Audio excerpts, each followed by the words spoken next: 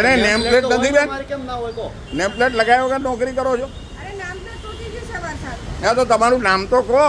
અમારે તમારા અધિકારી જોડે વાત કરવી હોય તો કેવી રીતે કરવી? પણ નામ તો કહો બેન, અમે તમને રિક્વેસ્ટ કરીએ છીએ. અરે સિનિયર મારી વાત સાંભળો, અમે સિનિયર સિટીઝન છીએ. તમે નામ આપો બેન તો અમારે વાત કરવા થાય સાહેબને. તમે નામ કહો ખાલી, બોલો નામ કહો ખાલી.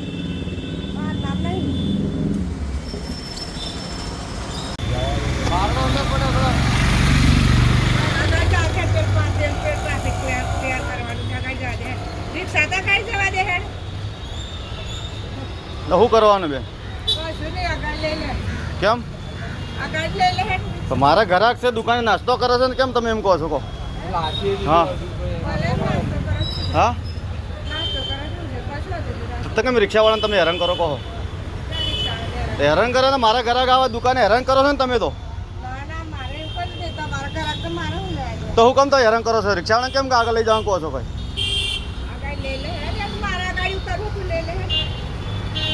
ના જવા દે તો ભાઈ, હું પત્રકાર છું, ચિંતા ના કરતો.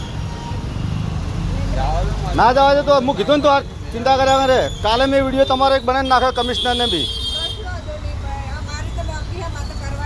તો પણ અહીંયા હું કેમ હેરાન કરો? બીજી બધી રિક્ષાઓ નહીં પડે, બધી આ પાછળ પડી રિક્ષાઓ કેમ હેરાન નથી કરતા તમે? રાખો તો બધાને હરખું રાખો, એકને નહીં. હા, આ બોલેરો 2 દાડાથી નહીં પડી? બોફળો બેન, આ બોલેરો 2 દિવસથી નહીં પડી? તો કેટલા દિવસ ત્યાં ગાડી પડી? રિક્ષાઓ પાછળ પડી, તમને નહીં દેખાતી? અહીંયા ગ્રાહક આવા નાસ્તો કરવા આવે, તમારા નાસ્તાના પૈસા અમે લીધા એટલે તમને પ્રોબ્લેમ થયો ને? આ તો એ જ થયો ને, તમને પ્રોબ્લેમ શું થયો કહો તો પછી? તો આટલા દિવસ હેરાન નતા કરતા, પરમ દિવસે નાસ્તાના પૈસા લીધા, તમે ચાલુ કર્યું. આ પૈસા આપી દે, તમને પાવર કરીને કીધું 50 ને 100 કાપી લો, એવું બોલ્યા તમે. હા તો તમે શું બોલ્યા કે 100 રૂપિયા કાપી લો, 50 નહીં કાપવા, 100 રૂપિયા કાપ નહીં કહેતા? રિક્ષા અહીંયા બોરકતો કશું નહીં, તારે ચિંતા નહીં કરવાનું. બધી રિક્ષાઓ સામે પડી છે, અહીંયા કોઈ હેરાન કરતા નથી. અહીંયા હેરાન કરવા આવે છે અમને. હા ઉતારો 3 દાડા નાખું છું હું વિડીયો, કમિશનરે ઉધી નાખ્યો છે મેં.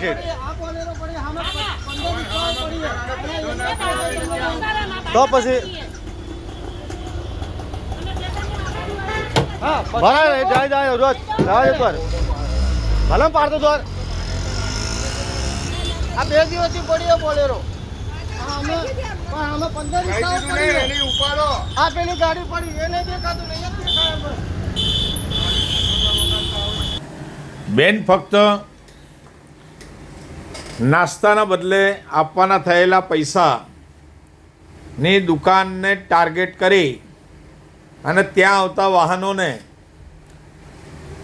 એ દંડિત કરી રહ્યા છે.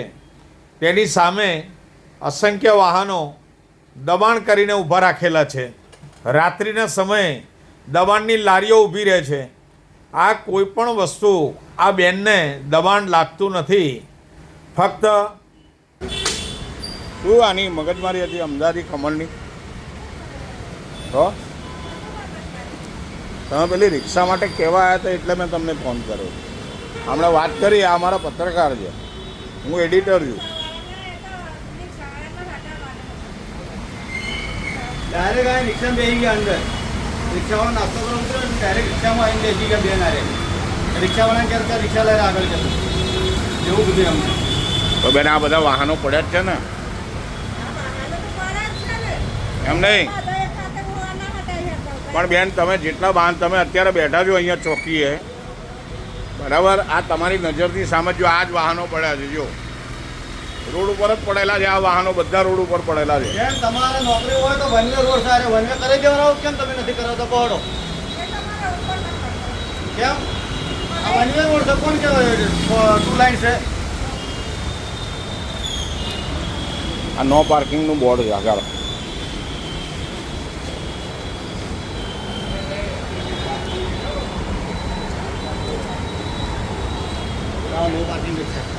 મને ખબર હોય ને બેન, અમે તમને રિક્વેસ્ટ એટલી કરીએ છીએ કે તમે બીજી રીતે હેરાન ના કરો, અમારે બી આગળ વધવું ના પડે.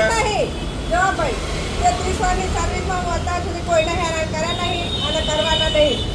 અત્યાર સુધી હું કોઈ દિવસ કોઈને ખોટી રીતે હેરાન નહીં કર્યા, ખોટી રીતે કેસ બી નહીં કર્યો. આજે રિક્ષાવાળાને કેસ કર્યો ને, અમારે કેસ કરવાનો તેમ થતું એનો કેસ નહીં કર્યો થાય.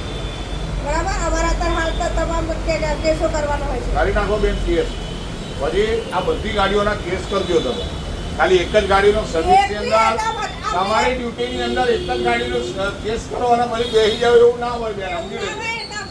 બરાબર, તમારી સર્વિસ જેટલી છે ને એના અનુસંધાને બધાને તમે કેસ કરી નાખો. જાઓ, કેટલા લોકોના કેસ કરશો?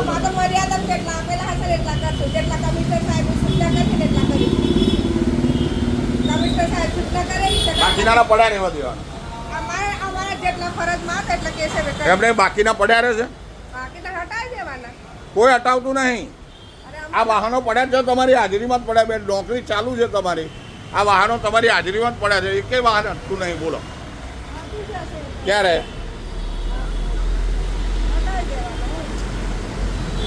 ટ્રાફિક એચ ડિવિઝનમાં ફરજ બજાવતા એએસઆઈ આ બેન પોતાની મરજીથી દંડિત કરી રહ્યા છે. જણાવે છે કે પોલીસ કમિશનર જે આદેશ કરશે તેટલા જ મેમો અમે આપીશું, બાકીની ગાડીઓ અમે હટાવી દઈશું. પોતાની મુનસુફી મુજબ તે લોકો દંડ આપશે. તમે જોઈ શકો છો કે અસંખ્ય વાહનો દબાણ કરીને ઊભા રહેલા હોવા છતાંય બેન એપ્રોચ ચોકીના બાકડા ઉપર આરામ ફરમાવી રહ્યા છે. ખરેખર આ બેન પોતાની ફરજ પ્રત્યે બેદરકારી દાખવી ફરજમાં નિષ્ઠાપૂર્વક પોતાની ફરજ નિભાવી રહ્યા નથી, જેથી ખાતાકીય તપાસ આ બેનની થવી જોઈએ તેવી લોકોની માંગ છે.